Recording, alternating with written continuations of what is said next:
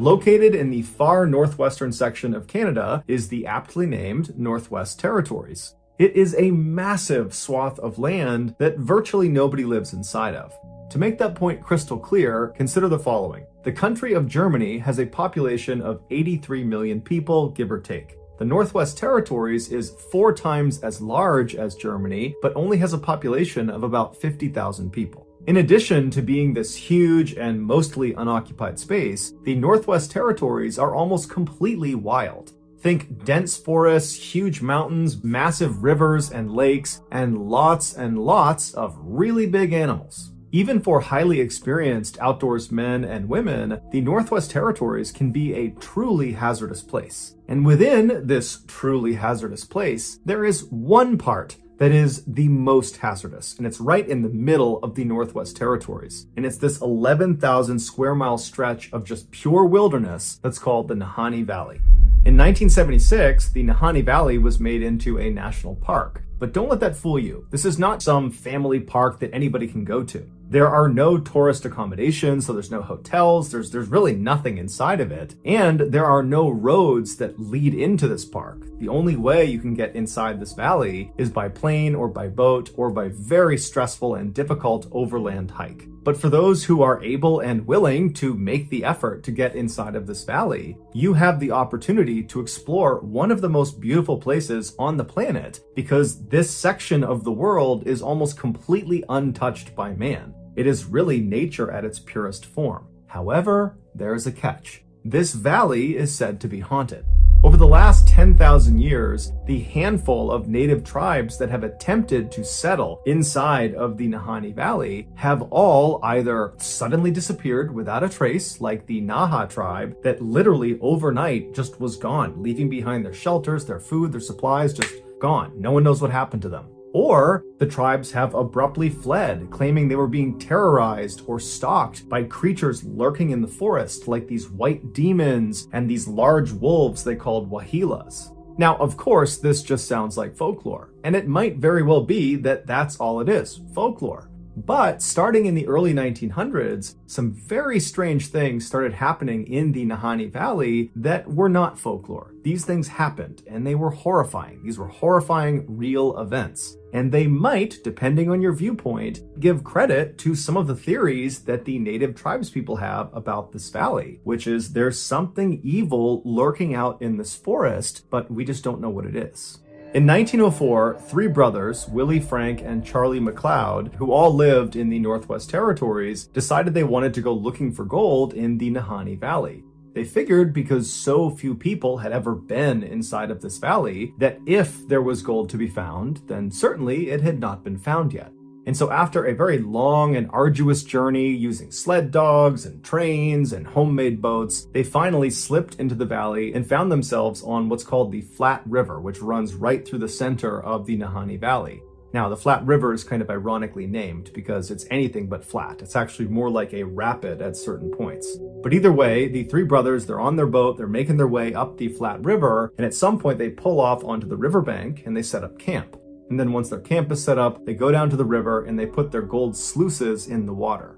A gold sluice is this long, skinny box that's usually made of wood, and it has a strainer on one side. And gold miners will put it in the water submerged, and they will kind of shovel the sediment on the bottom of the water into this little funnel, and the big stuff will get stopped by the strainer, and the dirt and the water will just kind of flow out the side. And so the idea is you can trap gold nuggets inside of this sluice. And so the 3 brothers, they get their sluices up and they start looking for gold, and right away they hit pay dirt. There is tons of gold in this river. And so all day, all night, they get all this gold. The next morning they do the same thing. And by the time all their containers are literally filled to the brim with gold, they decide, hey, let's go back and turn this in, get some money for it, and then come back out here.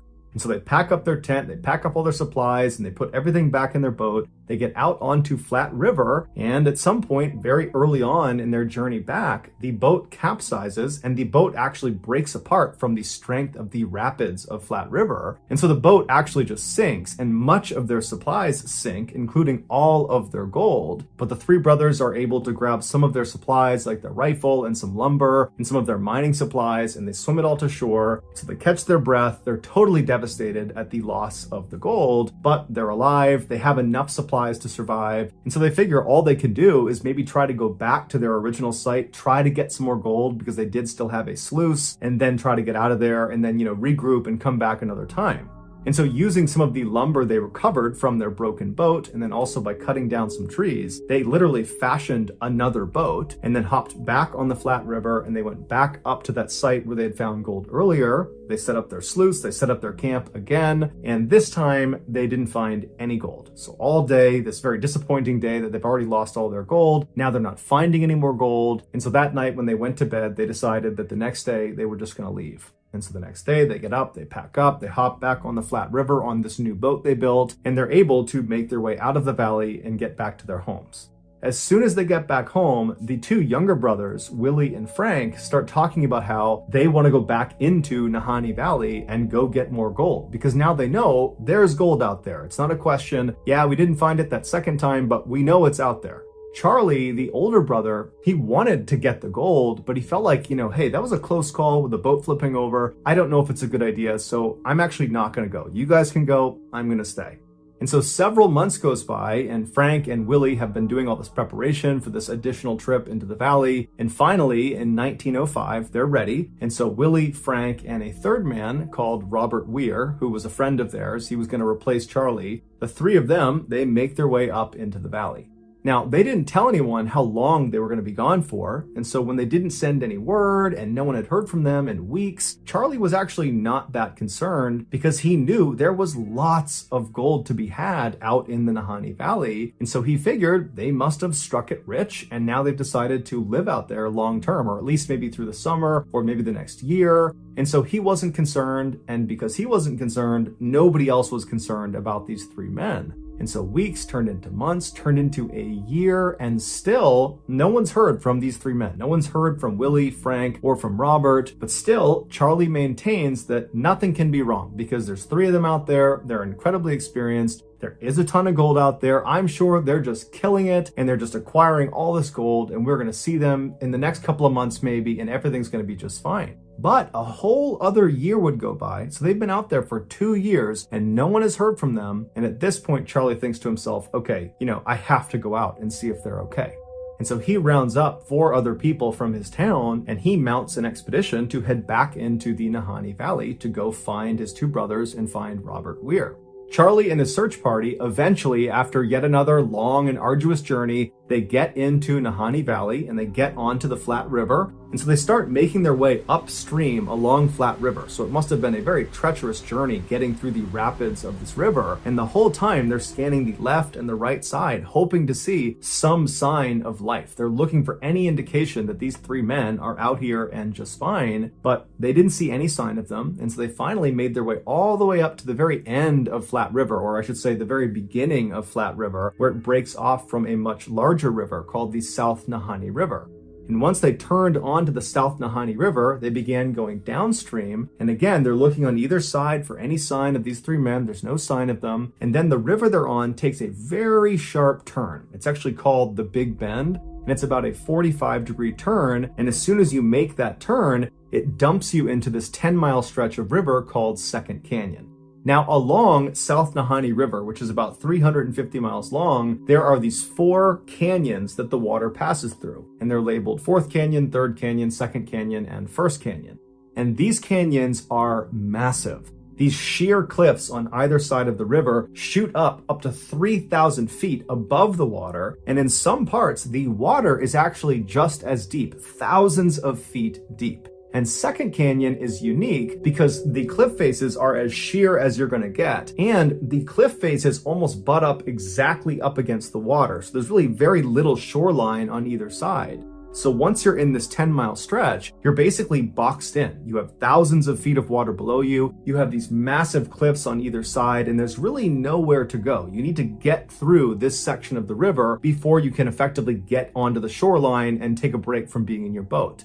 And along these cliffs are these openings you see high up all over the cliffs on both sides that are openings to these massive cave systems inside of these thousands of feet tall cliffs. And because of how difficult it is to not only get to Nahanni Valley, but also to get up to these different cave openings, nobody's gone inside of them. We don't know what's inside of these caves, save for the few that are down low enough that people can explore.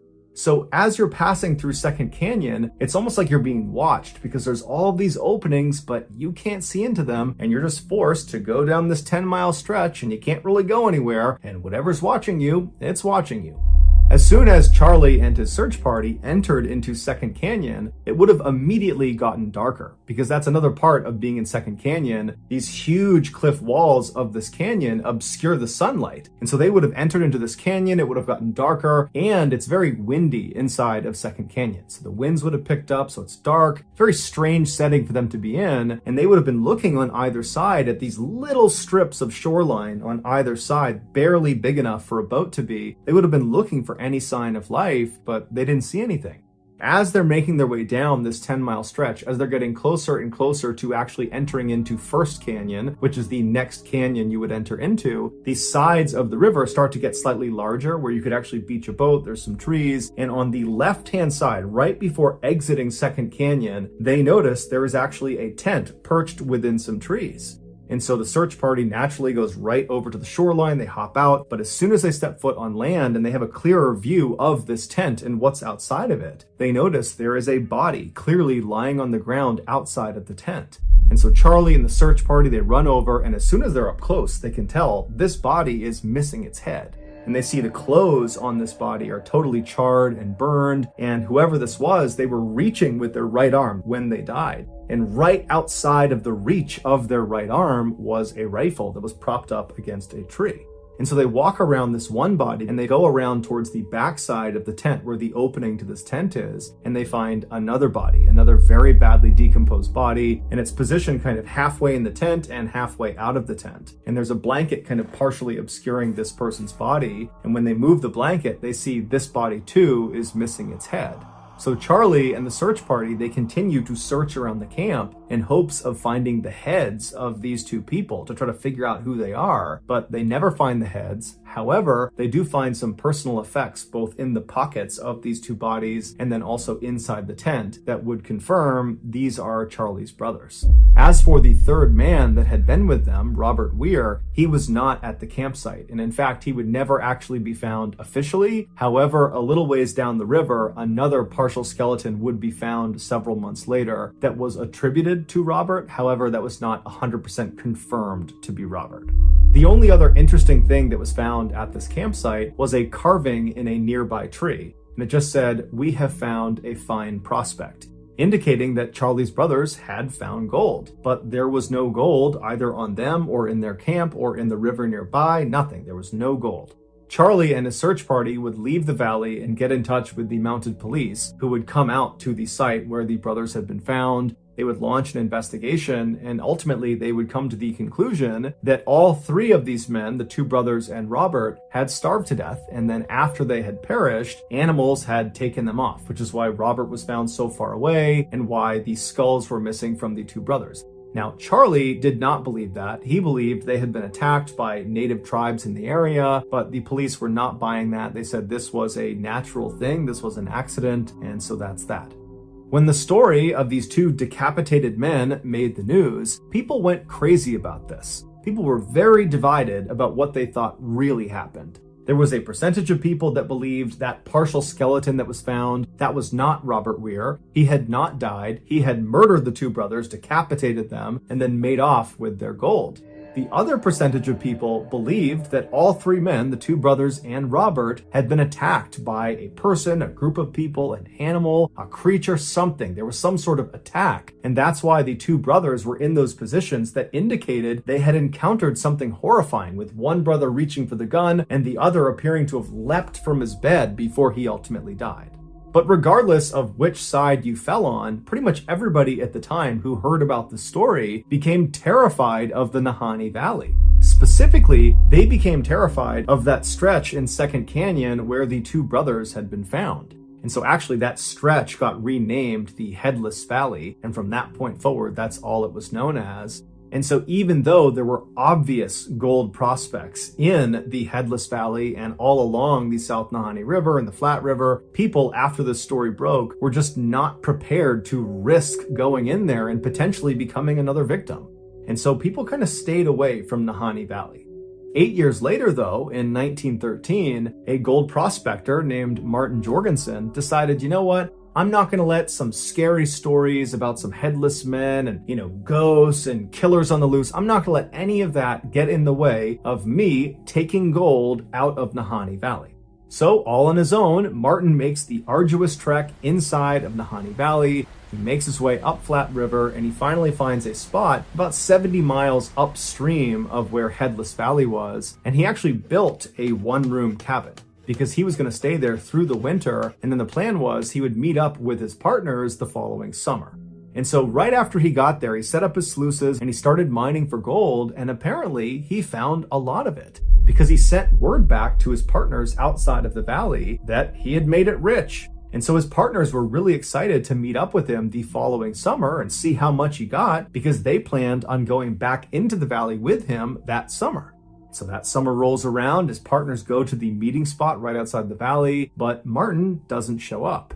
And so his partners, they stay outside at this meeting space for several days until finally, when he doesn't show up, they decide, we have to go in there and see if he is okay, because at this point he should have been here. There's no excuse. And so they end up going into the Nahanni Valley. They make their way up Flat River, and they go roughly to the area where they knew he was staying based on the message he had sent earlier. He had described where he was staying, and they actually found his cabin, or I should say they found what was left of his cabin. His cabin had been completely torched, burned to the ground, and laying on the ground next to the burned out cabin was the burned out remains of another headless corpse. And this corpse belonged to Martin Jorgensen. The police did a thorough investigation, but they were never able to determine what actually killed him. The police did not connect Martin's death with the two McLeod brothers' deaths, even though they were all decapitated. They were in roughly the same area, and it happened within a few years of each other, and they looked very, very similar. Even though that all was true, the police said, nope, these are totally separate. Martin died for some reason, and then animals took parts of him away, and that's why his skull is missing. Martin's skull was never located, and the gold that Martin claimed to have struck it rich with was also not at the cabin, not on him. There was no gold anywhere in the vicinity. When Martin's death made the news, people went crazy, and despite the police assuring everyone that his death was not connected to the McLeod brothers' deaths, even though the police were saying that, the public didn't see it that way. It was just too easy to connect one decapitation with two other decapitations that have happened close together in a relatively short time frame, and so a lot of people assumed there must be a killer on the loose somewhere in Nahanni Valley. 7 years later, in 1921, the rumors of a killer on the loose were still alive and well when gold prospector John O'Brien and his partner decided, you know what? Despite the rumors of this so-called killer or whatever's going on in the Nahanni Valley, let's go into the Nahanni Valley and try our hand. Let's try to get some gold. And so the two of them made their way into the valley, and they set up camp in Headless Valley, not far from where the McLeod brothers had been found decapitated. So they set up their camp, and they're there for a couple of days. They're doing well. They're finding gold. And then at some point, John tells his partner that he's going to go out and check all of their traps along the river, and he'll be back in about 8 or 9 days. And so his partner waits 8 or 9 days, and John doesn't come back. And a couple of days after that goes by, and now John's past due, and so the partner decides he has to go out looking for him. And so there was another gold prospector in the area, and so this partner contacted him, and the two of them went to the river and began walking upstream until they found John. And he had frozen to death, but it was very interesting the way he was positioned. He was sitting in front of this obviously previously lit campfire. He wasn't hunched over. He didn't look like he was in pain. He looked like he was just enjoying the fire. There was nothing on his face that indicated discomfort or pain or fear. He was even holding the matchbook in his hand. It was like he was just sitting there enjoying the fire when something caused him to suddenly freeze. In fact, witnesses would say John looked like he had been flash frozen, as if it had happened in a matter of seconds, because it didn't look like he had reacted properly to freezing to death. And the police, when they came out, they would say, this is odd. This is odd the way he's positioned, but ultimately he died because he froze to death, and so there's no foul play here, and so no further investigation is needed. 5 years later, in 1926, a hunting party that included a young woman named Annie Lafferty was camping out along the Flat River inside of Headless Valley.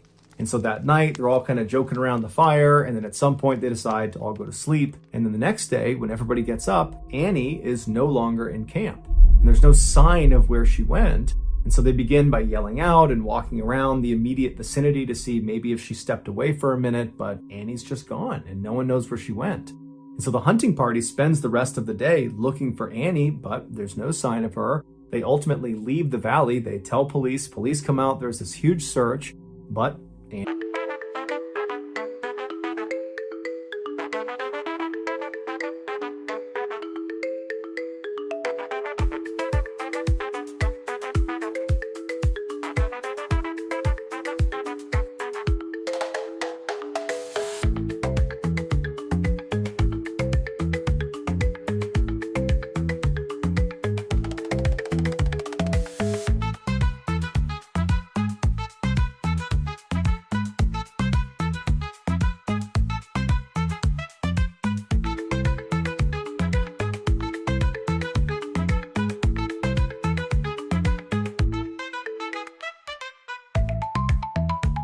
and he's never found. Several months later, a man named Charlie, who happened to have been out near Flat River, near this hunting party when they were out there, but Charlie himself was not in the hunting party. He didn't know Annie. He was just in the vicinity. He overheard someone talking about a member of that hunting party, specifically a woman, going missing. And when he heard that, he knew he had to tell police what he had seen that night out near Flat River. So he goes to police and he explains that that night when he knew there was this hunting party over there, he could hear them, he knew they were over there. He said at some point he went to bed and then he woke up when he heard the sound of rocks falling into the river in front of him. He was sleeping along the river's edge. So he sits up and he looks out across the river. It's totally dark, but there's some moonlight, and he's kind of looking around wondering what's causing the sound, but he can't see it, and then he hears it again and he can tell it's off to his left. And these are not huge rocks. These are like medium to small size rocks, like rocks you could just pick up and throw. And so he's looking, and all of a sudden he sees, maybe a couple hundred yards away through some sparse trees, he sees a naked woman, a white naked woman, running on all fours up this mountainside. And as she's running up the mountainside, her feet and her hands are knocking little rocks into the river down below. She's right on the edge of this cliff. And as she's running up this hill, she stops and she turns, and he gets a good look at her face. And Charlie would say he was so taken aback by her face. It looked like she was possessed. There was something wrong with her face. And so Charlie instinctively ducked down and chose not to follow her, even though he knew anybody running naked anywhere in the wilds is doomed. But he felt like he could not go near this woman. There was something wrong with this woman. And so the police, they take this story down and they say, hey, this is what Annie looked like. And Charlie would say, I think that's her. I think that matches her description. And so universally, it's believed this woman galloping up this hillside in the middle of the night naked was Annie. Police ultimately would not investigate Annie's disappearance any further because at the time Charlie was telling them this piece of information, she'd already been gone for months, and the assumption was she was dead. 4 years later, in 1931, another gold prospector decides to try their luck in Headless Valley. A man named Phil Powers. He makes his way into the valley. He finds a spot off of Flat River. He builds a cabin, and then shortly thereafter, his cabin burns to the ground with him inside of it.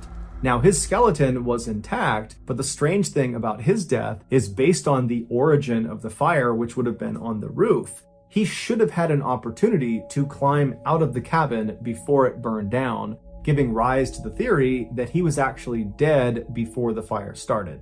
However, the police said this was an accident caused by Phil doing something with the stovepipe that led to it catching on fire, and this was just all one big accident. But the vast majority of people that have followed along to this point with all of these strange deaths, they were just not buying it. 5 years later, in 1936, two more gold prospectors, William Epler and Joseph Mulholland, they entered the Headless Valley to try their luck, and shortly after arriving and getting set up, they went missing. A search party came out to look for them, and they found their cabin, and just like Phil Powers, it had burned to the ground, but William and Joseph were not in the ashes. They were not anywhere nearby. In fact, they were never found. No one has any idea what happened to them, and no one knows what caused the fire.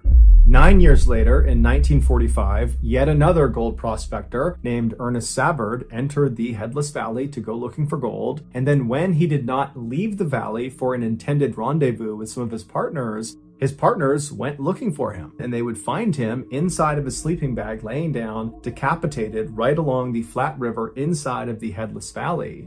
And so the police would come out, they would do an investigation, and they would call this an accident where, he starved to death or he died of hypothermia. And then after he was dead, animals must have come in and removed his skull, and that's why we can't find it. And so the police did not, at least not publicly, connect his death to all of the other decapitations in that small area.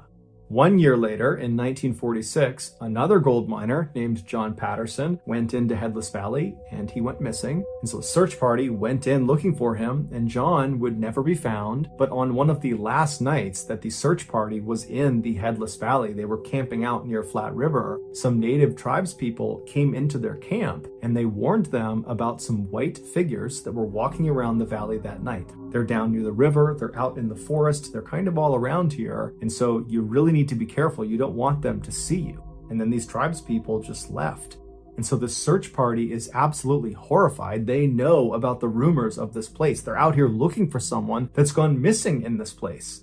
And all night, all they hear are distant howls and screams that they hadn't heard in the previous nights. They're hearing these wailing sounds coming from all around them, like these things that are out there were intentionally trying to scare them to get them to leave. It felt like they were not supposed to be there. The next day, first thing when they got up and they left, the leader of that search party would say he just felt like the whole valley was totally sinister, and that constant wailing they heard the night before, he said he will never forget. From the mid-1940s onward, there have been far less strange incidents reported inside of Nahanni Valley, but one could attribute that to the fact that far less people have been going into Nahanni Valley ever since the 1940s. And in recent times, huge segments of the park have been permanently closed. The park has said the reason they're doing that is to protect that segment of the park. But other people have speculated that at least part of the reason why they're closing these segments, many of which are right near the Headless Valley, is because they're trying to protect people from getting anywhere near whatever it is that's lurking inside of that park. But regardless, it is still a fact that over the last century, there have been dozens and dozens and dozens of people that have either gone missing or who have died under very mysterious circumstances inside of this valley. And the truth is, nobody knows why.